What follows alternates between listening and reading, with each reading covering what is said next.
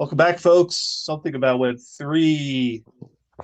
Wait, I should probably hold the microphone to my face. Something about Web3, episode 5. Welcome back, everybody. I'm your host, Dan. I'm here with Kazuaki, as always. What's going on, Hello. Kazuaki? Good. How are you? Hey, doing great. We're chilling here in Tokyo. Beautiful day. The weather's been really nice. I'm sure it'll be 100 degrees or 30 degrees for you Japanese and European folks very Mm-hmm. soon. So this is like the rare 1 or 2 weeks where the weather is actually nice. Although it has been downpouring constantly, so I guess you have Yeah. to deal with that as well. I had heard once that Japan has 24 seasons or something like that. Is that true? Not sure about that. Or Why is 18? Maybe it that? was 18 seasons. 18? Yeah, Hmm. and they all Never have heard different. of it. Well, the reason I heard about this is because I was drinking the Hibiki Japanese whiskey. Whiskey, yeah. The bottle has 18 sides to it, you know, Hmm. 18-sided shape. And then I heard that each side is supposed to represent a different season in Japan. Hmm.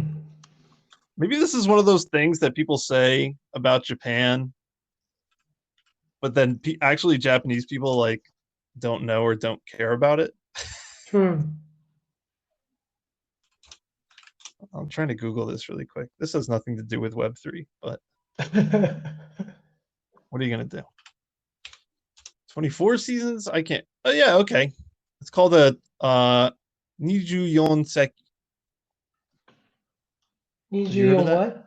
Oh, okay. Let me. Niju Shiseki. Oh, Shiseki. Yeah. Okay. I was close enough. Yeah. Each season has six divided into 6 seasons. So Oh, six times six four seasons. is 24. Okay. So it says Yeah. right now is uh Oh, interesting. So yeah, Oku. basically each season has 3 months, right? Uh-huh. Yeah, And then divided into each month divided into 2 seasons. I see. That means 2 times 3 equals 6, and then 6 times 4 is 24. And right now is the season called uh Showman. And then yeah, So it's technically it's summer right now. yeah. Yeah, So what does that mean? Showman. I have no idea. Small something.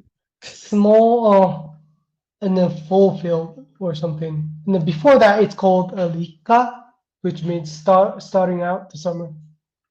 Okay. Yeah, Well, I'm digging this Showman weather. yeah, Uh so there's your little Japanese culture lesson for this week. yeah. That Um which something I don't even know. you didn't know about the Niju Shiseki? Nijuyo Seki, yeah. Niju Yonseki? No, no, Nijuyo Shiseki. You were right. You were right. Oh, okay. I still don't get it. Yeah, Well, there you interesting. go. Well, you learned something. This is why Yeah, we're friends, right? So you could learn yeah, Japanese culture yeah, from me.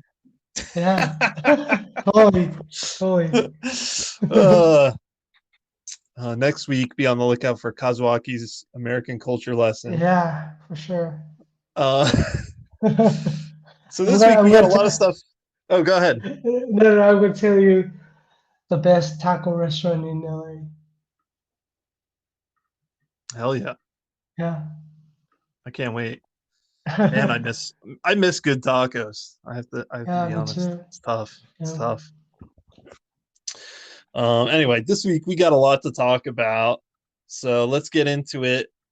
Last week we talked about the Anata NFTs, and they had a very successful mint. I don't know if you watching Kazuaki as the Mint's auction progressed, the way they did it was quite interesting. Hmm. You submitted kind of secret bids.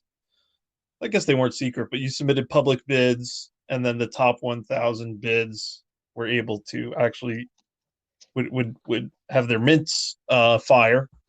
And I think the mint price ended up being over 5 ETH Hmm. per NFT.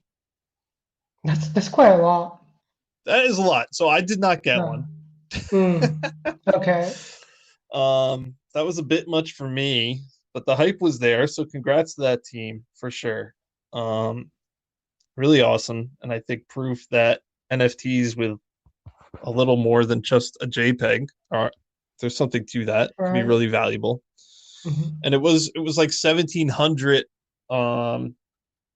NFTs. So at 5 ETH times 1,700, I mean you're looking at 8,000 ETH, more than 8,000 ETH, which is a lot of money. So what is that, $24 million? Something like that, right? Or was it Yeah. 2.4 million? Anyway, Hmm. a lot of money either way. Um, the floor price now I think is much lower. I think it's a little Mm. over two. But of course, it was the type of NFT where you would mint them and then there would be a reveal later. And so people were commenting that the girl ones would go for more money, things like that. They all had different Yeah. outfits Yeah. and stuff like that. Of course, everyone in Web3 wants to be anime girl. No one wants to be anime Right. guy. So, so if you want to be an anime guy, you could go check out the floor on Anata NFT on OpenSea. Mm. Um, but yeah, that's big projects from last week. And I was way off in terms of what I thought the mint would be. I didn't think it would go over 1 Ether, but wow, Mm. Yeah, I was surprised, like mm, that people are still interested in um NFT and then pay more than like 1 ETH. yeah, yeah. Well, I mean, some of these NFTs recently, Moonbirds and other things, are going for hundreds of thousands of dollars still. So, You know, um, I didn't put this in the show notes, but have you seen what is this? There's a new NFT that's going around that is called Miladies. Have you seen this? mm-mm. It must be getting hype because I've been seeing a lot of people post about it, kind of ironically. I think it's some sort of ironically goofy NFT. It's Yeah. really weird looking, kind of almost anime art, but not really. But then I saw Ryder Rips is doing some sort of, or he's involved with, or maybe he just bought one. I don't know, but he's involved in some sort of board Milady's Yacht Club or something like that. Oh my Which, God. like, yeah, yeah, Yeah. yeah. So some sort of combination of the board Yacht Club um, with this Milady's NFT. So you'll have to check out the Milady's. Okay. Uh, I'm looking at the Ryder Rip's tweet right now. what did he say? Uh, okay, so he he created kind of like anime version of not the anime, but the stupid look version of Board and Yacht Club. Yeah, You it's know, kind of anime looking, but not really, right? not really. Yeah, He it's just kind of added weird like looking. random parts to the apes and with the fancy colors. Yeah, his profile picture is one of them right now. It's Yeah. a it looks like a bored ape wearing cat ears with giant bells on them or something. So there you go. If you are still into NFTs. Milady's board. Milady's represent the absolute pinnacle of NFT. Okay. Yeah. Oh, Hmm. he retweeted someone talking about the banana swastika being just like the Binance emoji, which we talked Oh about last yeah. week. Yeah, yeah. So Hmm. there's that. Um, anyway. Interesting. Also, somebody made a Bored Ape Yacht Club derivative that is just straight up Nazis, like with swastikas Mm. and like Hitler stuff, Yeah. called Band Apes. I saw him tweeting about that. So Oh, I don't know who's trolling who anymore. I think the whole it's just right. everyone's trolling each other the whole way down. But Oh, okay. that's what the NFT economy is based on, Hmm. trolling. Yeah. Um, yeah. Speaking of the NFT economy, what do you think? Are we in a crypto bear market now from this recent price action of BTC down to 3,800? Um, of course, it was at 3,800, you know, 2 months ago. But Hmm. but people were thinking, oh, maybe there's kind of a bear market, and now it's looking a little, I don't know what, head and shoulders y on BTC. I think, of course, ETH similarly taking a hit from its recent highs. NFTs, are they as cool as they were? I think most people would say no. You know, some of the hype there has died off. I see people talking about NFT cycles now, which is like what we tell ourselves about Bitcoin. But at least with Bitcoin, there's the halvening, right? So there's like kind of a reason for Yeah. cycles. Yeah. Yeah. There's no halvening with Miladies or Bored Ape Funk Club or whatever. So what do you think, Kazuaki? Is this a bear market? Give us your predictions. Give us your financial predictions. Of course, this is not financial advice, but what do you think is happening Yeah. kind of on a macro trend? Are we Oh, should we be getting ready for crypto winter? Crypto winter though is fun too because you get to build. So what do you think? right. To be honest, I totally don't understand. Then totally don't know the reason why it's in a bear market right now. Yeah. What do you think? Like, do you have any? Do you think there is any um, factor Well, to it? yes, I do. I do. So the of course Bitcoin is highly speculative, highly volatile asset, and this is not financial advice, but with COVID and inflation, I shouldn't have said COVID. Now the podcast is going to get banned. Oh well. Oh, With everything that's happening, um, and inflation and the stock market, you know, having this huge bull run, yeah. um, the Federal Reserve is now doing rate hikes, right? And so I think these rate hikes are really negatively affecting any speculative asset, any non-US dollar asset. Because if you look at the dollar Hmm. spot index, it's extremely high. Um, the Federal Reserve has been saying they're now thinking about doing 0.5%, 0.75% rate hikes. And that's just going to drive more and more value to the dollar. And let's not forget that BTC USD trading pair, half of that is US dollar, and that's worth Hmm. something, right? I don't know what you would compare it to be worth to. Well, you could compare it to Bitcoin. And so now it's becoming worth more Bitcoin as the federal interest rate increases, which brings Oh, okay. value to the dollar because as the federal interest rate increases, banks are less likely to loan money, right? Hmm. So if they're less likely to loan money, then having a cash rich portfolio is kind of more valuable. So it's kind of my take Hmm. on it is that it's being influenced by these broader macro trends with the US dollar.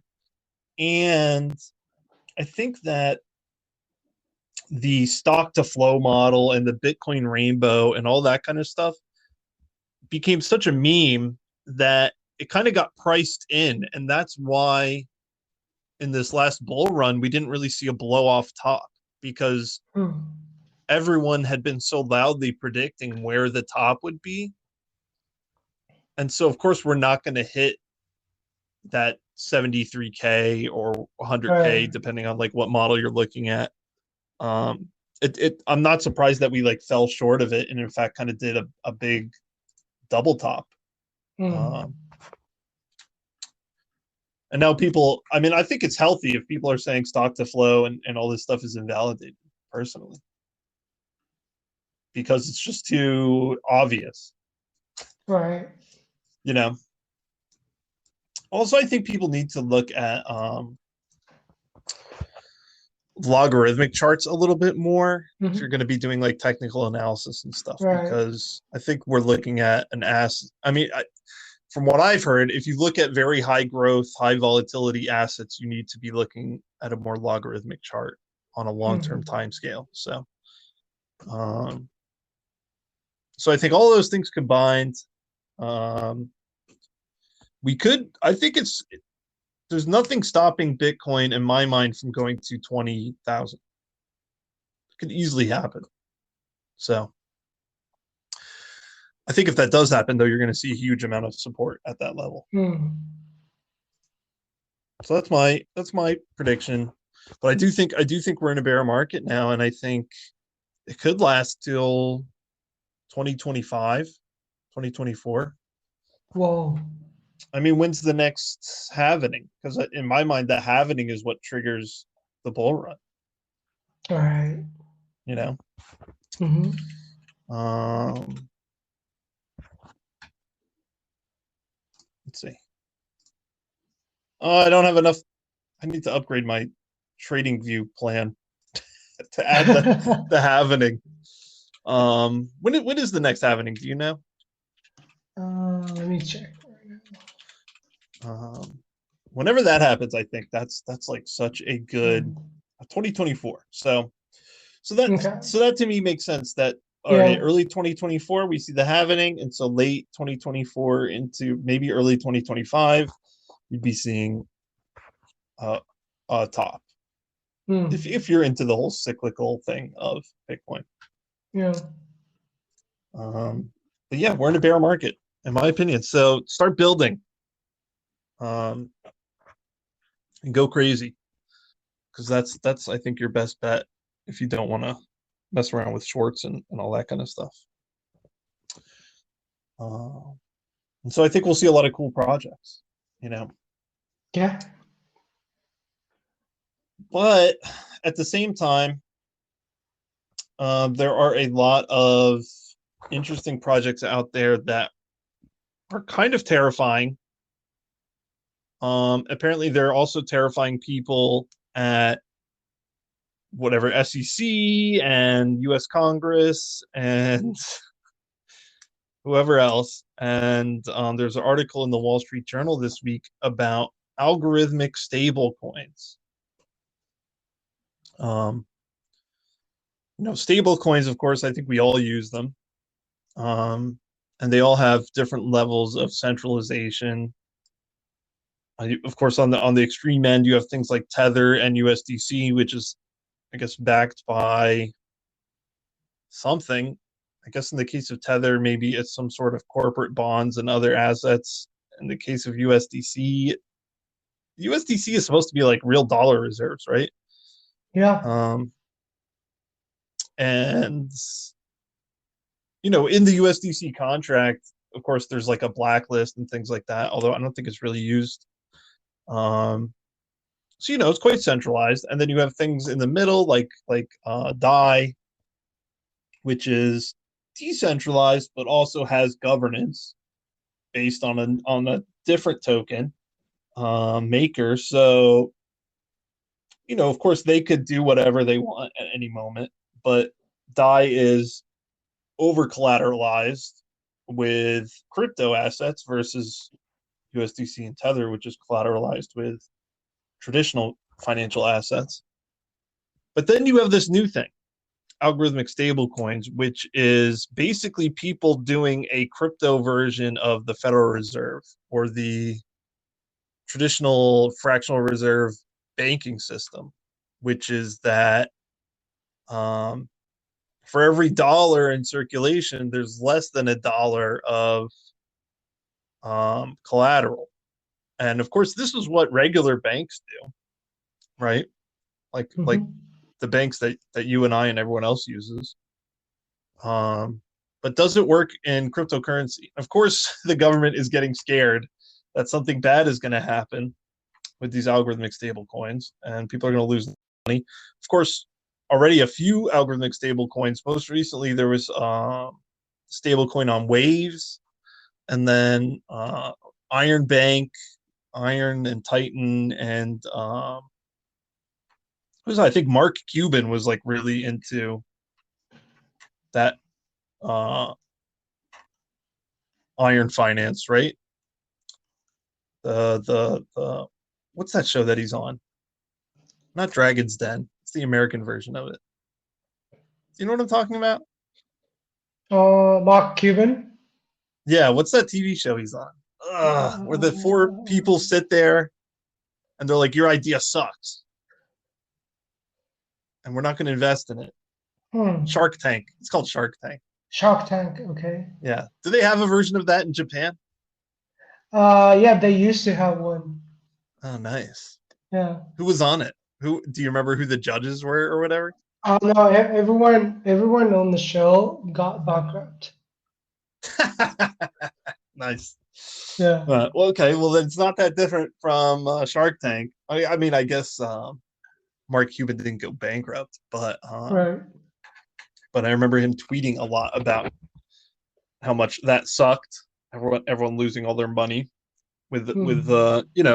a Web3 bank run essentially, because that's what happens if you have fractional reserve and everyone tries to take out their money. If you don't take out your money fast enough, you lose everything. So now there are stable coins all over the place that are like this. You have Frax, you have Deus on Phantom, and then I think the big one is Luna, right? Yep. Or UST. Um, I don't know. What do you think about this idea of these algorithmic stablecoins? Also, one that I know that you're familiar with is Tomb, right? On Phantom. Hmm. Tomb Yeah. is a stablecoin pegged to the value of one FTM though, instead of $1, which is kind of Right. interesting. Hmm.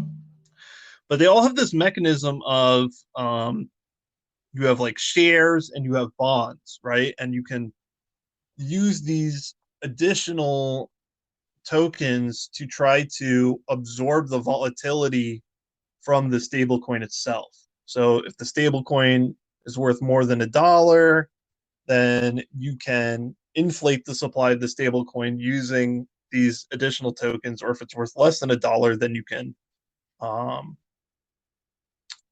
I guess, burn these stable coins in order to try to raise the price up. And in each case, you get a little bit of arbitrage. So I don't think the Federal Reserve does that. So that part is a little bit new. Although I guess that's the point of the federal interest rate is to take money out of circulation, right? So, Mm. because what does the Fed do with the money the banks pay them, right? On Yeah. their on the loans from the Federal Reserve. I think they just theoretically throw it in the garbage, right? So I don't know. Do you think this stuff is dangerous? Luna is fractionally backed by BTC as well, which is quite interesting. Oh, I Um, didn't know that. yeah, they have like a Mm. treasury that they use, but it is still fractionally backed. But I guess a good amount of it is Bitcoin, which is cool. Hmm. What do you think? Is this the new paradigm for stable coins? Or is this going to are these stable coins all going to experience what they call a death spiral, where the stable coin depegs and Yeah, completely yeah, collapses? yeah. I think. Um. Well, if it went to death spiral, what the trigger would be? That's a good question. What usually triggers it? I don't I don't know. I think with Oh, so here's what I heard. Now this is hearsay.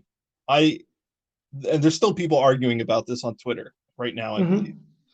With the Wave stablecoin DPEG, what happened was someone made a Twitter thread exposing what they believe to be a somewhat of a Ponzi scheme by some of the people involved with Waves in order to prop up the stable coin, wherein they were taking the stable coin,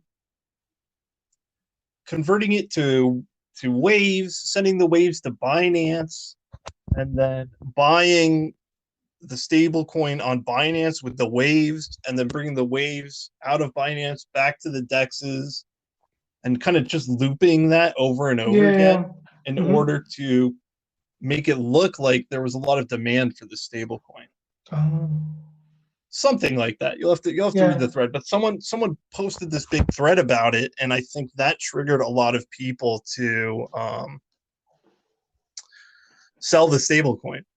And it's just a Mm. token. It's just a token like anything Right. else. So regardless of what the methods are of burning and minting to try to stabilize the price, if there's just a lot of selling volume of a stable coin for another stable coin, right, which usually Yeah. has extremely low fees and slippage, um,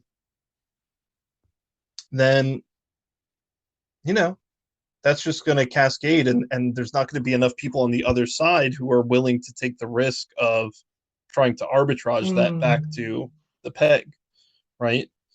I mean, Yeah. for example, like if you held a stable coin, like many of us do, like I do, but if you had a stable coin and you had a portfolio of USDC and DAI and USDT, and then you had this other thing called um, USDX. I don't know if that's a real thing. I'm just making it up for Mm. this example. All of a sudden you look on Curve and USDX is only worth 95 cents. What are you going to do? You're going to sell it, right? You're going to because Yeah. it's depegged. That's a Mm-hmm. very scary moment when it's depegged. Yeah. So because you've only lost 5%. I mean, we've all lost 5% on a holding, right? That's nothing new. That happens all the time. Mm-hmm. But on a stable coin, that's the opposite of what you want. So of course you're going to sell it back into the safety of USDC, or USDT, or DAI, right? Mm-hmm. So it only takes a little bit of a depeg. And from what I understand, these algorithmic fractional reserve type of stablecoins are quite prone to depegging. Mm.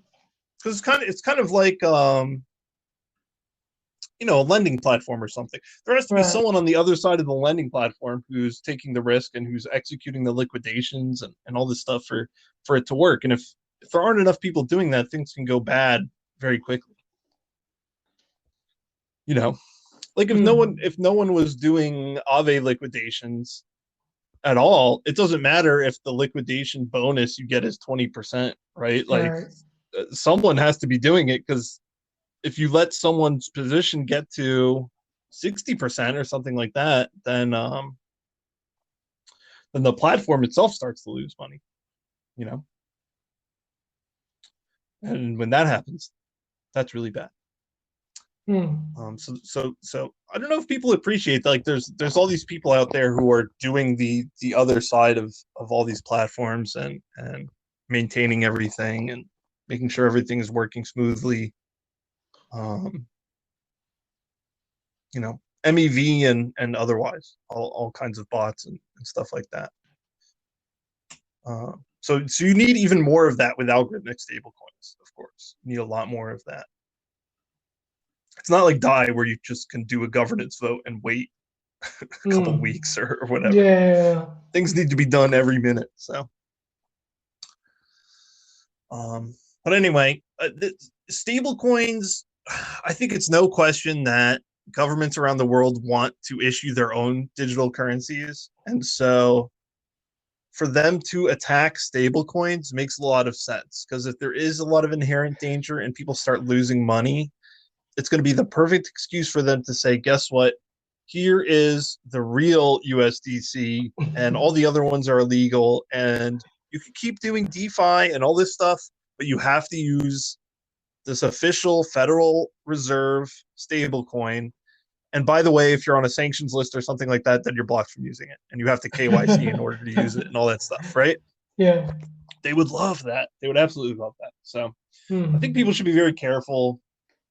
Definitely, people who are creating these projects should be careful, Yeah, and yeah, let's keep the losses as isolated as possible, because you know, the more, especially U.S. citizens or EU citizens that lose money and complain to the government, the more likely they are to try to do something about it. yeah. Hmm. Um, so let that be a word of warning to all the devs out there who dream of having their own stablecoins. Anyway, I'm Hmm. happy with DAI and USDC and stuff personally, Yeah, yeah, yeah. but whatever. I don't know. If you use these algorithmic stablecoins, I'm curious like why you're using them. I guess the That's yields what I are high. thought. Yeah. Yeah. So, but let us know if it's not just chasing the yield. Let us know. I'm very curious. Anyway, also this week, Optimism announced they're issuing their own token. If you're unfamiliar with Optimism, it's a level 2 solution for Ethereum. Um, and they're issuing a token, and they're doing an airdrop. And the airdrop criteria was quite interesting. Kazuaki, did you check? Are you eligible for the airdrop? I did, and then I wasn't eligible. Are you serious? How are you not eligible? Yeah. I You got to don't donate more know. on Gitcoin grants. Right, right. Well, I didn't use the layer two. I don't know. Let me check back again. I think if you ever donated on Gitcoin grants, you're eligible for something. Really? Yeah. Okay. So there might be something wrong. Yeah, you better double check. Um, Okay. I think that's like it's like 500 tokens if you use Gitcoin grants. Really? But anyway, it's quite interesting because they're doing I think only 25% of the airdrop was this initial airdrop, and now they're going to be doing multiple airdrops going forward with the remaining 75% or so of the airdrop tokens. So if you missed out, if you don't donate to Gitcoin grants, which you should, you're listening to this, you should just donate $1. You could donate to this podcast. I think we should probably set up a Gitcoin grant. Right, Kazuaki? We don't have one for the podcast. Yeah, we should do that. We gotta set one up. So we'll set one Yeah. up, and you can donate to us, and then you're eligible for all the airdrops. Because it's not the first time this has happened that people have gotten airdrops for doing Gitcoin grants. So Mm. if you're into airdrop farming, definitely check out Gitcoin grants, because you can use layer twos on Gitcoin grants to donate, one DAI to a bunch of different projects, and then I don't know. If you haven't checked out Gitcoin grants, it's really cool because you could donate $1, and then some big company like Microsoft or Binance or whoever comes along, and they'll match you 100x through their quadratic what you call it. I gave a Quadratic talk at funding. quadratic funding. I don't know, like Yeah. like how come I can't remember the term? I gave a talk about this in Osaka. So at I can't remember anything today. DevCon. Anyway, Yeah. DevCon. Thank you. Yeah. I only slept like 4 hours last night, so I don't know what's wrong with me. But anyway, Optimism airdrop level twos. Check it out. I know you're into level twos. Here's a new one with its own thing on economy now. Pretty exciting. I'm definitely going to check it out. Um, if you're into roll ups, and you're into all that kind of tech, definitely need to check them out. So, and they have a cute emoji. Do you see that? Which one? Optimism. Hmm. It's like a red circle Oh, yeah, for yeah, eyes. yeah. Mm-hmm. Yeah. Cool, right? Yeah, Yeah, I like it. like that. Like that. Yeah. Hmm. So okay, here's what they did. You did a transaction on Optimism prior to June 23rd. Used it more than 4 unique weeks. Um, you're a multi-sig signer. Uh, you've done a DAO vote. You're a Gitcoin grant donor. Um, or you've bridged to Polygon, Gnosis, Arbitrum, or Solana, something like that. So, yeah, go check out if you're eligible. I was eligible on multiple addresses, so I'm pretty stoked. Nice. Yeah, yeah. You cannot claim yet. All you can see is if you're eligible. So, Hmm. and you will need to bridge over to Optimism in order to claim, Okay. I believe. Okay. So that's Optimism. And there was, I mean, I think everyone knew they were going to do this. So I think they've been like Yeah, blowing up yeah, the for past couple sure. of weeks. They've been hinting at it. Hmm. Um, Speaking of airdrops, I wanted to talk a little bit about Olympus DAO. Because like you're not familiar with Olympus DAO, right? No, Olympus what DAO, is it? it kind of allows token projects to do secondary bond sales Okay. um, in order to fund whatever. Typically, they're using it to fund liquidity, and then they'll make some promise to lock whatever funds they raise on Uniswap or wherever, right? But Mm-hmm. basically, and you know, a project that we've talked about quite a bit just set up an Olympus DAO sale. So that's why I wanted to talk about this was Beethoven X, which Hmm. their token has gone down to like 30 cents. Um, you know, not unsurprisingly. But you can buy a Beats bond right now for 31 cents. Actually, that's the price they set it at. So and that will be going for, I don't know, some amount of weeks, or I guess until it sells out. I don't know how much they're trying to raise, but um and there's like a maximum amount you can do and all this stuff. But basically, you can donate their BPT Quartet LP, which is USDC, Phantom, Bitcoin, ETH, and Beats. And you can exchange that for a 7-day vesting period, linear vesting of Beats at 31 cents. So if in the next week we see Beats go to 40 cents or something like that, you're going to be getting, you know, a 25% discount if you buy Beats with this very short 1 week vesting period, um, with this combination of assets, an LP that you Hmm. get from Beethoven. So it's kind of like a Hmm. fixed price sale for a limited time that has a small amount of vesting, and there's a maximum amount that they're going to sell.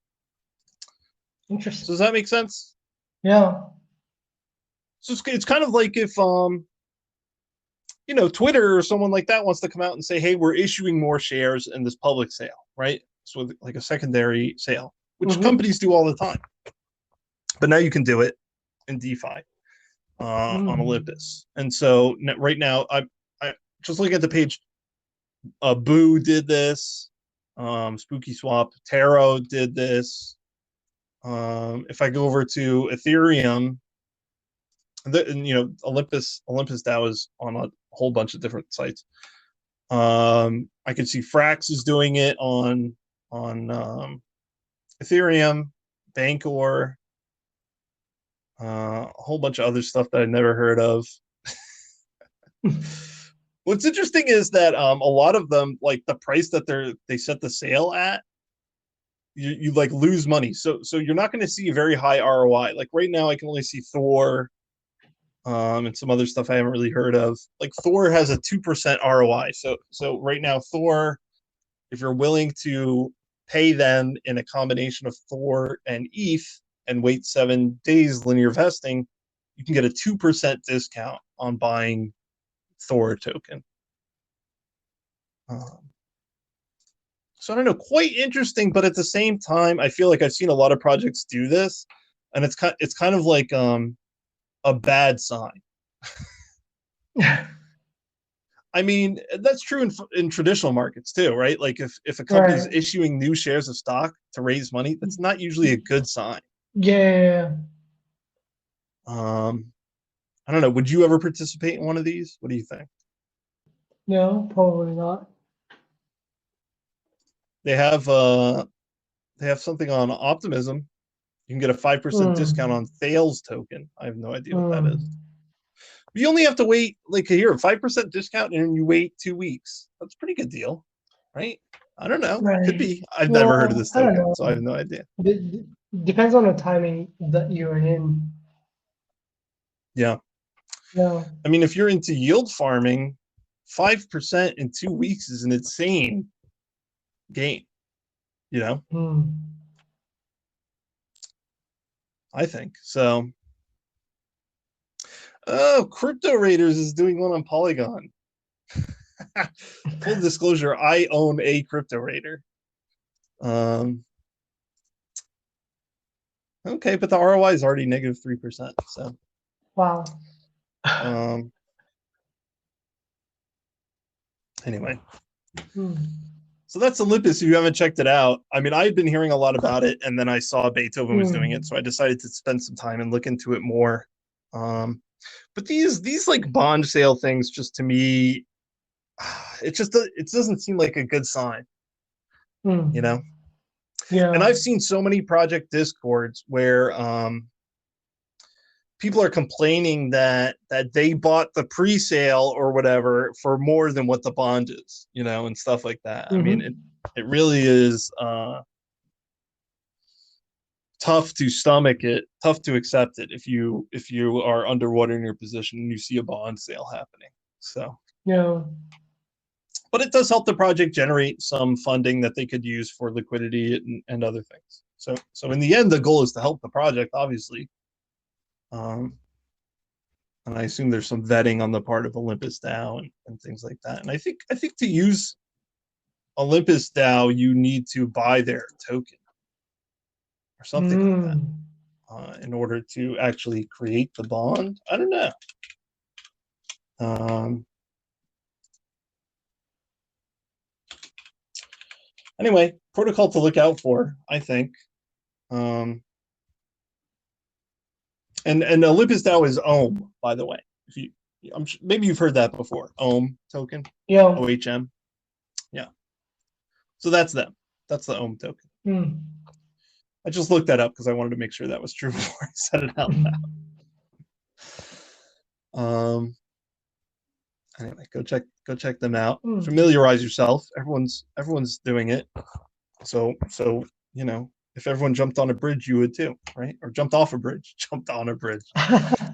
Uh, anyway, Kazuaki, do you want to tell us about Zcash confirmed for not being federal agents? Yeah. I found out the news actually this morning.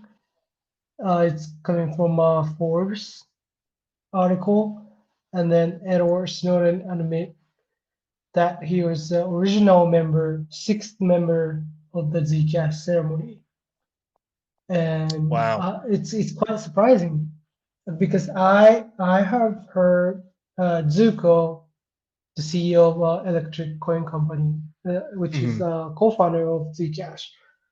Um, he already revealed five people out of six, and then he Mm-hmm. said the last person. I don't want to reveal who that is, but he was saying his favorite person and his old friend. So I was expecting that will be the person will be, I don't know, some old cypherpunk, old Mm-hmm. people from cypherpunk movement or something, Yeah. or famous cryptographer. or I was expecting the person might be Vitalik or something. Oh yeah, yeah. Yeah, but I didn't expect it was Edward Snowden. Yeah, me neither. Me neither. I was really surprised. Me personally, I had always been concerned, and maybe this is a crazy thing to think, but given the secrecy around Zcash and the I don't know. I don't know if you would say there's a relationship there, but it's kind of a common tool people would use with something like Tor. Um, that maybe it was a federal government project. You Yeah. know, it wouldn't surprise me. And I worked for the Department of Defense in the past, Mm-hmm. Yeah. um, and saw a lot of crazy stuff. And there's all kinds of projects going on there that you wouldn't think the federal government would be involved in for whatever reason, but they are. And Mm. Tor, I think, is a great example of that. And so you know, whether the people on the Zcash team knew it or not, I had always suspected maybe there was some sort of Yeah. U.S. government involvement. But if Mm. Edward Snowden is one of the members, I think there's no way the U.S. government would be involved at that point. Right. So I really like That's that. true. Um, Yeah. and I've long been a fan of Zcash. Of course, Zcash has been around for a long time now. Um, it's as old as Ethereum, right? Yeah. Or almost as Yeah. old. Mm-hmm. Um, so it's the technology I think is great. Unfortunately, the prices are brutal. Um, What's that though? Like the people in the crypto doesn't really care about um preserving privacy. it's just not. I don't know. I mean, at one point it was almost worth $1,000 in the last You know. bull run, right? But I think it's a little. First of all, it in the past it was complicated to use because you could accidentally do public transactions, Mm. and depending on what wallet you were using, it would do a regular transaction usually as the default, and then you would have to Right. enable a shielded transaction for privacy. Yeah. Uh, it's my understanding. I haven't used Zcash in a while now that with one of their most recent updates, well, multiple things have happened. One is you would use shielded transactions by default, or all transactions are shielded, or something like that. Or it's not difficult to use shielded transactions anymore. Anyway, that part has changed, and then Mm. also um, they've set it up so that the signing ceremony actually doesn't do anything anymore. Have you heard that? Really? Yeah, that it's not used anymore. Hmm. Which is pretty interesting. So if you didn't trust, I think it was their update was called Halo, and it was a hard fork that Zcash Oh, did. okay. Okay, I got it. Because they changed the protocol. Mm-hmm. Um, the first ceremony for because they require to use a trusted setup, but Mm-hmm. their after their upgrades, they don't have to use a trusted setup anymore. It's a ZK Snark without trusted setup. It's called Halo. So Okay. yeah, so and also the one time they had a huge bug on their protocol, so like they kind of delete or they stop using the first trusted setup and then they create another trusted setup and then after that like they don't Right. have to use the trusted setup anymore. Yeah. So Hmm. that was an issue with Zcash, I think, is if they had to do a fork, they had to Right, redo the setup, right? right. Um, so anyway, that's not true anymore. Um, and I know Zcash has talked about things like having Zcash based tokens. They have their own terminology for it. I forget what they call it. Hmm. User created assets or something like Okay. that. So Zcash, it's very cool. A lot of cool people like it. Um, I think most people who are more cypherpunks prefer Yeah, Monero. I don't know why that yeah. is. Maybe it's just a little bit easier to use. Mm, I would like to see Zcash do, I don't know. I feel like if you're not, what are they competing with? You know, are they competing with right. Monero? Are they competing with Bitcoin? I think if they're competing with Bitcoin, I mean, the technology is great and it works great, and Bitcoin has more and more of a problem of they call colored coins, which is the Yeah. history of a UTXO being attached to someone negative, someone that has sanctions on it, someone who's a Nazi or whatever. You know, there's Hmm. a whole bunch of different reasons why people wouldn't want to touch your coins, and that hurts the fungibility of Bitcoin. Zcash doesn't have that problem. Of course, Monero doesn't have that problem either.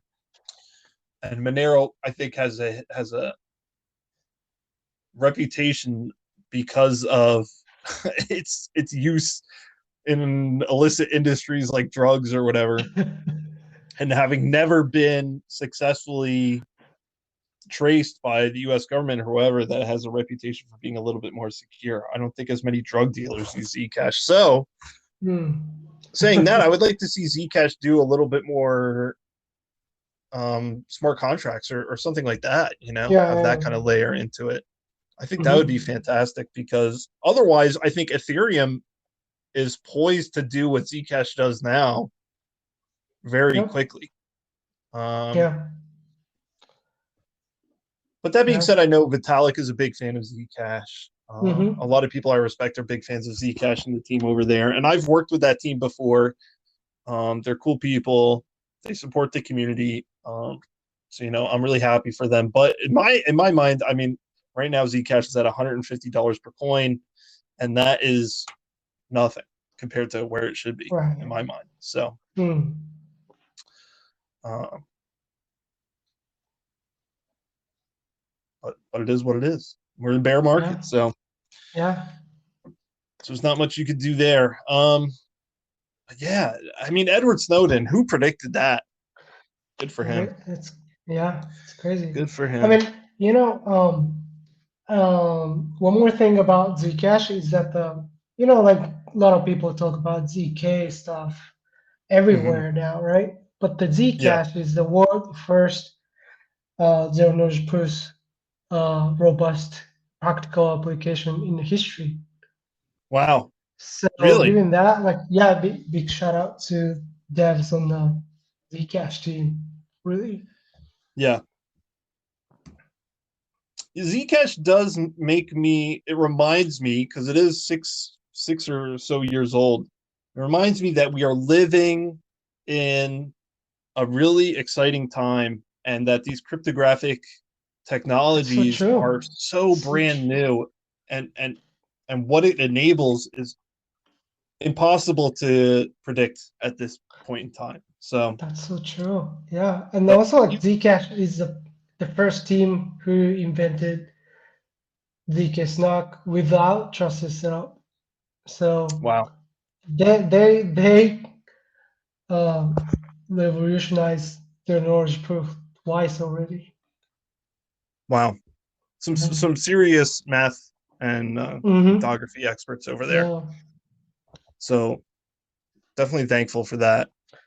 Um, and so even if we're in a bear market, I mean, the overall trend, I'm very bullish and positive on because I have friends right now. I don't know if you haven't know anyone like this who are done. They told me they're done with crypto, that they think that crypto is over with. And these are people who Mm. were mining Ethereum at the beginning, or running a dash node or something crazy like that. Like they've been in crypto Yeah. for a long time and they say they're done with it. Um, Me personally, I'm not done with it. I'm like more excited than ever, and I could care less if we're in a bear market personally. Sure. Me too. Yeah, because I'm I think there's a lot more happening here than money. The money thing is awesome, by the way. I'm not saying that. I see a lot of people say crypto is ruined because of money. No, that part is great because we have funding to do all Yeah. this cool stuff. Oh yeah. So Silicon Valley and Mark Cuban and whoever want to give developers money, I think that's great. But that's just the side effect of it, because I think the core stuff, the real cypherpunk stuff, who knows where that's going to go? And it's just really starting to heat up now. So I'm excited. So there's my positive message for everyone as we get to the end of this episode 5. Something about Web3. What do you think, Kazuaki? Oh, it's also today is Thursday, so we're a day early today because there's a holiday Yeah. tomorrow. Yeah. So don't be surprised to see this in your podcast app early. Special treat for you. But next week we'll be back on Friday, I believe. So I think. I don't know. I Yep. haven't confirmed that with Kazuaki yet. Yeah, we'll be back on Friday. Cool. So any closing remarks as I go off on this rant about cypherpunks and stuff? I don't know. If you're into Zcash, you can check out the Zcash documentary video. They actually film the trusted setup ceremony and then put that video on the internet archive. So you can Cool. find that video and then try to look at it. It's very cool. Yeah. Awesome. Check that out. Yeah, there's a lot of cool stories about Zcash starting and the paranoia and Yeah. the destruction of hardware and all kinds of cool stuff. Mm-hmm. So if you're into Oh. that, definitely check out. Mm-hmm. I think one of the participants in the Trusted Setup wrote a big blog entry about it, which is pretty interesting. Oh yeah. Mm-hmm. So you can check that out as well. All right, So folks. yeah, that's why crypto is always exciting because like That's right. yeah, That it's could be a so good much name for the better than podcast. it's Crypto so is much always better exciting. than so much better than like Netflix documentaries and stuff like that. Yeah. Forget about Tiger Um, King. oh yeah. Actually, I like Tiger King. It's pretty good. But forget about what's the new one? My wife was watching it. Do you know what I'm talking about? This one. It's like some dating show. In Japan? Nah, it's American. It looked Oh. terrible. Anyway, I don't watch that stuff. But anyway, I was gonna say I use a VPN and I was gonna go into all that, but we don't have a VPN sponsor, so I'm not gonna do Oh, yeah. that. Maybe soon. Maybe soon. Actually, there's a Yeah. VPN blockchain that I've used before. That's pretty cool. I forget the name of Mm. it. Sentinel, I think it's called. I'm not Mm. endorsing it or anything, but if you, I don't know, you can check that out. If you haven't heard of it, because I booted it up once and I used it and it worked, and I was like, holy crap, can't believe this is actually working. Mm. That seems like an obvious use case for crypto, right? Like a Yeah. VPN network. Mhm. Anyway, just use Tor, but I guess you can't watch stream anime on Tor. So yeah. All right. Well, we'll be back next week. Everyone, thanks for listening to Something About Web3. We'll see you then. Bye. Bye.